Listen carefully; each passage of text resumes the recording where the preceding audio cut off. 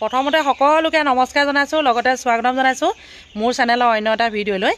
আজি মই আপোনালোকলৈ কি লৈ আহিছোঁ জানেনে? থামলিখন দেখি ইতিমধ্যে গম পাইছে, জলফাই আচাৰ। এইখিনি জলফাই পকা আৰু কেঁচা মিক্স আছে। বৰ্তমান মই ধুনীয়াকৈ ধুই পখালিহে লৈছোঁ, মানে এইটো দেখিছে নাই, টিউবৱেলৰ ওচৰতে আছোঁ, ধুনীয়াকৈ ধুই পখালিহে লৈছোঁ। তাৰ পাছৰ প্ৰচেছখিনি আপোনালোকে চাই থাকক। একেবাৰে অসমীয়া ষ্টাইল সাধাৰণভাৱে বনোৱা আচাৰ, ধৰক বৰ জটিল নহয়, আপোনালোকে যিকোনো মানুহে বনাব পাৰিব। আৰু আমাৰ অসমীয়া মানুহে ধৰক যেনেধৰণে বনায় আৰু মানে আমাৰ মাহঁতি বনায়, আইতাহঁতি বনায়, খুৰীহঁতিও বনায়। ভাবিলোঁ সেইটো ষ্টাইলতে ময়ো আজি বনাওঁ। আগতে কেইবাবাৰো জলফাই আচাৰ ভিডিঅ' দিয়া আছে, আপোনালোকে সকলোৱে জানে যে 110 বিধ আচাৰ বনালোঁ। মোৰ চেনেলত আপোনালোকে চাব, বিভিন্ন ধৰণৰ শাক পাচলি, জলফাই আচাৰৰ পৰা ধৰি বিভিন্ন ধৰণৰ 110 বিধ বনাই ভিডিঅ' দি থৈছোঁ। চোৱা নাই যদিও চাব। আজি এতিয়া আৰম্ভ কৰি দিছোঁ দেই। বন্ধু বান্ধৱীসকল, জলফাই আচাৰ ভিডিঅ' আপোনালোকে চাগে বহুতে চাইছে বা বহুতে বনাইছেও, কিন্তু মই যিটো পদ্ধতি আপোনালোকৰ লগত শ্বেয়াৰ কৰিব বিচাৰিছোঁ, এইটো পদ্ধতি চাগে বহুতে বনোৱা নাই বা খেনুলোকে বনাইছে যদিও বহু দিনলৈ ভাল হৈ থকা বুদ্ধিটো জানেনে নাজানে নাজানো। মই কিন্তু আজি তাকে লৈ আহিছোঁ আপোনালোকৰ মাজলৈ। প্ৰথমতে জলফাইখিনি ধুনীয়াকৈ ধুই পখালি পানীটো শুকুৱাই ল'লোঁ। শুকুৱাই লৈ এতিয়া চাওক এনেকৈ কাটি দিছোঁ। কিয় কাটি দিছোঁ জানেনে? তেল মছলা সোমাব, বহু দিনলৈ ভাল হৈ থাকিব। ইয়াত কোনো ভিনেগাৰ ব্যৱহাৰ কৰিব নালাগে। কিয় ভিনেগাৰ ব্যৱহাৰ কৰিব নালাগে সেই বুদ্ধিটো মই আজি আপোনালোকক ক'ম, আপোনালোকে চাই থাকক। আপোনালোকে সকলোৱে দেখিয়ে আছে মই অনবৰতে আচাৰ বনায়ে থাকোঁ। লগতে এই ঠাৰিবিলাক দুই এটা থাকি গৈছে বাৰু, সেয়াও গুচাই আছোঁ। পকা কেঁচা মিক্স আছে, সেয়েহে ঠাৰি গুচাবলৈ হওক বা এনেকৈ কাটিবলৈ ইমানেই সহজ হৈছে নহয়, ক'বলৈ কোনো ভাষাই নাই।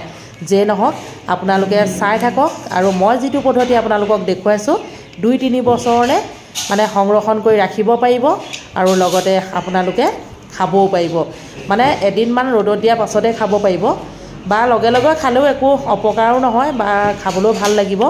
আহক তেনেহ'লে মই বনাই গৈ থাকোঁ, আপোনালোকে চাই গৈ থাকক। ইতিমধ্যে সকলোখিনি এনেধৰণে কাটি হৈছে, আৰু এতিয়া নিমখ আৰু হালধি জোখমতে দিছোঁ। দি পেলাই অকণমান মানে সানি পুটকি একদম ধুনীয়াকৈ ৰ'দত দি দিম 3-4 ঘণ্টাৰ বাবে। 3-4 ঘণ্টাৰ পাছত আপোনালোকক দেখুৱাই আছোঁ। এই যে মই নিমখ আৰু হালধি সানিছোঁ, খুব ধুনীয়াকৈ মিশ্ৰণটো কৰিব লাগে, তেতিয়া ভাল। আৰু নিমখ হালধি একদম ফাকে ফাকে সোমাই যাব আৰু খাবলৈও টেষ্টি হ'ব। সেয়েহে নিমখ হালধি সানি এতিয়া ধুনীয়াকৈ মই ৰ'দত দি দিলোঁ 2-3 ঘণ্টাৰ বাবে দেই। জলফাইখিনি শুকাই মানে এতিয়া মছলা ৰেডি কৰিছোঁ। এয়া চাওক, বগা সৰিয়হ লৈছোঁ, এই চামুচখনে 2 চামুচ। পাঁচফোৰণো সেই একেই 2 চামুচেই ল'ম। 1 চামুচ মেথি, আজোৱাইন আৰু জিৰা। এইখিনিতে অকণমান মই কেৰাহীত গৰম কৰি ল'ম।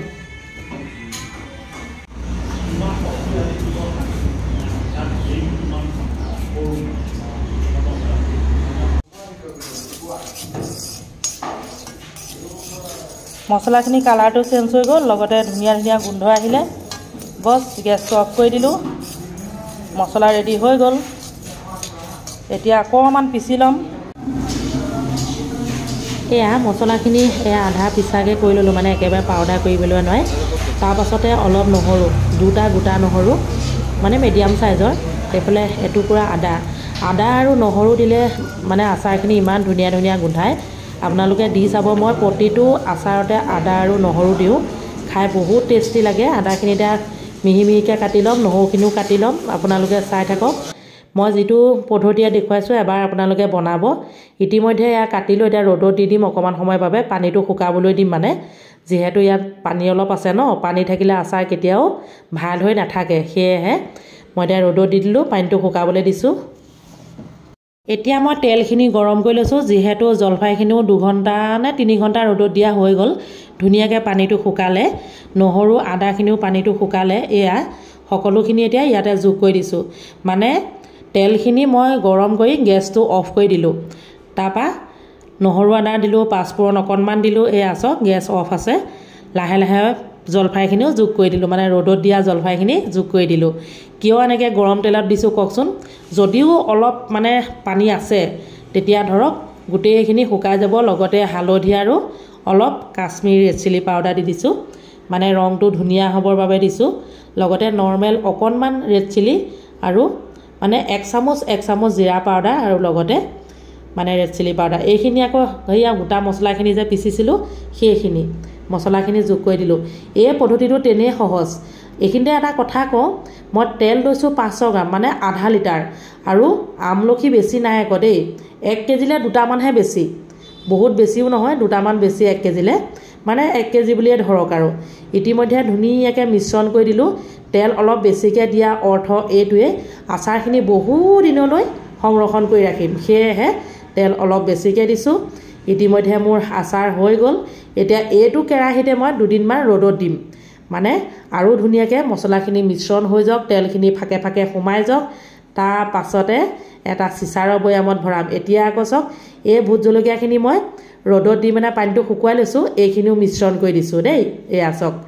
মানে ভোট জলকীয়া দিলে আৰু জলফাই টেঙাৰ লগত কি ধুনীয়া লাগিব এইটো জলফাই টেঙা আকৌ দেই মিঠা আচাৰ নহয় আকৌ মিঠা ব্যৱহাৰ নাই কৰা মই জ্বলা দি দিছোঁ ভোট জলকীয়াকেইটা মই কাটি কাটি দিছোঁ অলপ অলপ সেয়া অৱশ্যে দেখুৱাই দিয়া নহ'ল অলপ অলপ কাটি কাটি দিছোঁ মানে গোটাই হৈ আছে কিন্তু অলপ অলপ কাটি দিছোঁ চাওক এতিয়া মিশ্ৰণ কৰি মানে 2-3 দিন এইটো কেৰাহীতে থাকিবলৈ দিম তাৰপিছত এটা চিচাৰৰ বৈয়াম লৈছোঁ চিচাৰ বৈয়ামটো দেখুৱাই দিছোঁ বাৰু আপোনালোকক চিচাৰ বৈয়ামটো মানে ধুনীয়াকৈ ধুই পখালি ৰ'দত দিছোঁ পানীটো শুকোৱা নাই মানে এয়া ৰ'দত মানে উবিয়াই দিব লাগিব এতিয়া এনেই অকণমান আপোনালোকক দেখুৱাইছোঁ এইটো কালা নিমখো 2 চামুচমান দি দিম কাৰণ মই আগতীয়াকৈ অলপ নিমখ দিছোঁ তথাপিতো কালা নিমখটো দিলে মানে যিকোনো আচাৰটো খাবলৈ বহুত ধুনীয়া হয় আৰু বহু দিনলৈ বেয়া নহয় এয়া চাওক মানে এই চামুচখনে ডাঙৰ চামুচে 2 চামুচমান মিশ্ৰণ কৰি দিম মানে জোখমতে দিব নিমখ আৰু হালধি জোখমতে দিব ৰেড চিলিটো জোখমতে দিব বাকি মছলা এইবোৰ দেখুৱালোৱে ইয়াত কোনো ভিনেগাৰ ব্যৱহাৰ কৰিব নালাগে কাৰণ মই